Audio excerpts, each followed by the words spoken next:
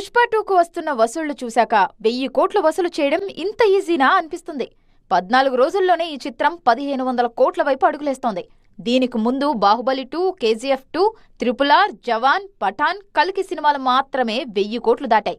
ఇందులో 2 మాత్రమే బాలీవుడ్, 4 టాలీవుడ్ నుంచి వచ్చినవే. ప్రస్తుతం సెట్స్ పై ఉన్న సినిమాల్లో బాలీవుడ్ నుంచి కేవలం వార్ 2కు మాత్రమే 1000 కోట్ల క్లబ్లో చేరే ఛాన్స్ ఉంది. ఎన్టీఆర్ ఉన్నారు కాబట్టి సౌత్లో వార్ 2కు తిరుగుండదు. హిందీలో ఎలాగో హృతిక్ ఉన్నారు.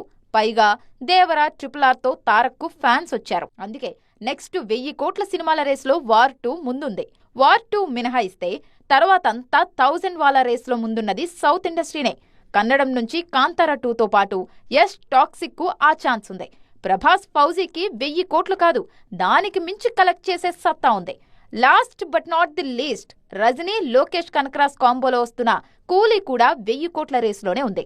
మరి వీటిలో ఏది ముందు 1000 వాలా పేలుస్తుందో చూడాలి. కాలీవుడ్ నుంచి ఇప్పటివరకు ఒక్కటంటే ఒక్క 1000 కోట్ల సినిమా కూడా లేదు. 2.0 మాత్రమే 700 కోట్ల క్లబ్లో చేరింది. తెలుగు, హిందీలోనూ మ్యాజిక్ చేస్తేనే కూలీ అయినా 1000 కోట్లు వసూలు చేసేది. ఇక ప్రభాస్, రాజాసాబ్ను ఈ రేసులోంచి తీసేయలేం. క్రేజ్ పర్ఫెక్ట్ గా వర్కౌట్ అయితే ప్రభాస్ మరో 1000 వాలా పేల్చినా పేలుస్తారు.